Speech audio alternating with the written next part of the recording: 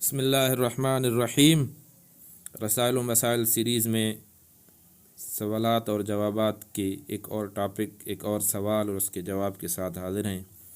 آج کے سوال کا جو ٹاپک ہے وہ ہے عبادات میں اخلاص پیدا کرنے کا مطلب۔ سوال کرنے والا پوچھتا ہے، ہمیں یہ کیوں کر معلوم ہو کہ ہماری عبادت خامیوں سے پاک ہے یا نہیں، اور اسے قبولیت کا درجہ حاصل ہو رہا ہے یا نہیں؟ قرآن اور حدیث کے بعض ارشادات جن کا مفہوم یہ ہے کہ بہت سے لوگوں کو روزے میں بھوک پیاس کے سوا کچھ حاصل نہیں ہوتا، بہت سے لوگ اپنی نمازوں سے رکوع سجود کے علاوہ کچھ نہیں پاتے، یا یہ کہ جو کوئی اپنے عابد سمجھے جانے پر خوش ہو تو نہ صرف اس کی عبادت ضائع ہو گئی بلکہ وہ شرک ہوگی، اور اس طرح سے دیگر تنبیہات جن میں عبادت کے بے صلہ ہو جانے اور سزا دہی کی خبر دی گئی ہے، دل کو نا امیدی اور مایوسی کرتی ہے۔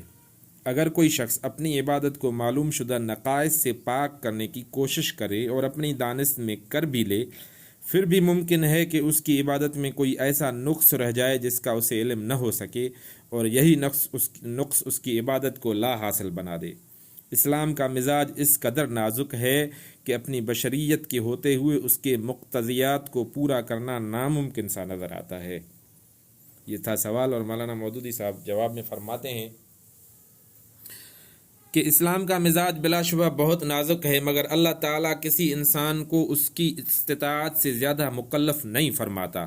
قرآن اور حدیث میں جن چیزوں کے متعلق ذکر کیا گیا ہے کہ وہ عبادات کو باطل یا بے وزن کر دینے والی ہیں، ان کے ذکر سے دراصل عبادات کو مشکل بنانا مطلوب نہیں ہے، بلکہ انسان کو ان خرابیوں پر متنبہ کرنا مقصود ہے تاکہ انسان اپنی عبادات کو ان سے محفوظ رکھنے کی کوشش کرے، اور عبادات میں وہ روح پیدا کرنے کی طرف متوجہ ہو جو مقصود بالذات ہے۔ عبادات کی اصل روح تعلق باللہ، اخلاص للہ اور تقوی اور احسان ہے۔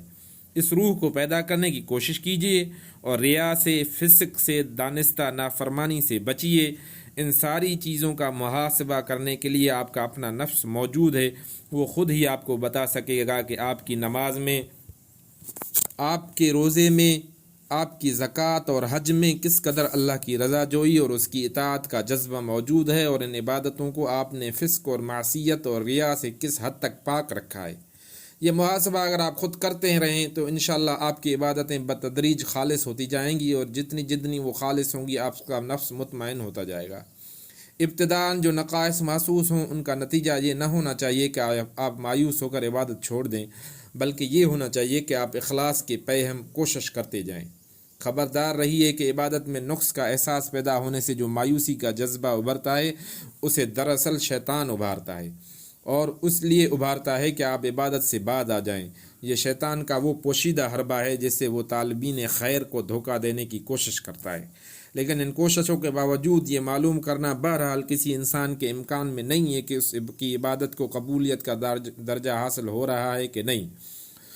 اس کا جاننا اور اس کا فیصلہ کرنا صرف اس ہستی کا کام ہے جس کی عبادت آپ کر رہے ہیں، اور جو ہمارے اور آپ کی عبادتوں کے قبول کرنے یا نہ کرنے کا اختیار رکھتی ہے۔